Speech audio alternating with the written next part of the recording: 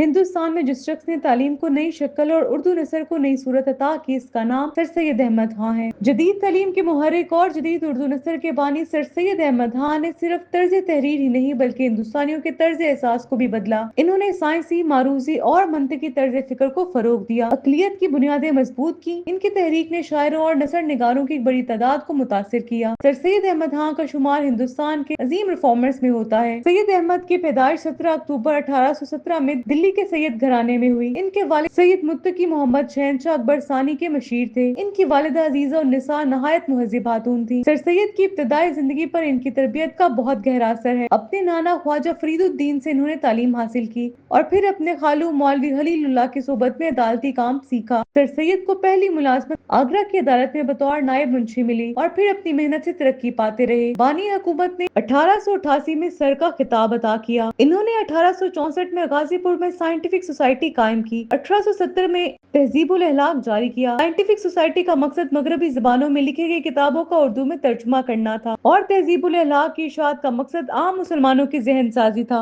1875 में अलीगढ़ में मदरसतुल उलूम फिर मोहम्मदन ओरिएंटल कॉलेज के क़याम के पीछे भी यही जज्बा और मकसद कार फरमा था। सर सैयद को अपने इस मकसद में कामयाबी मिली और आज अलीगढ़ मुस्लिम यूनिवर्सिटी की शक्ल में सर सैयद के ख्वाबों का परचम पूरी दुनिया में लहरा रहा है। सर सैयद ने अलीगढ़ तहरीक को जो शक्ल अता की थी, इसने हिंदुस्तानी कौम और मुआशरे को बहुत सी सतहों पर मुतासिर किया। इनकी तसनीफ में असारुल सनादीद, असबाब बगावत हिंद, खुतबात अहमदिया, तफसीर कुरान बहुत अहम है। सर सैयद के सफरनामे और मकालात भी किताबी शक्ल में मंजर आम पर आ चुके हैं। एक अजीम तालीमी तहरीक के बानी सर सैयद अहमद खां का इंतकाल 27 मार्च 1898 में हुआ। वो मुस्लिम यूनिवर्सिटी अलीगढ़ की जामिया मस्जिद के अहाते में मदफून है।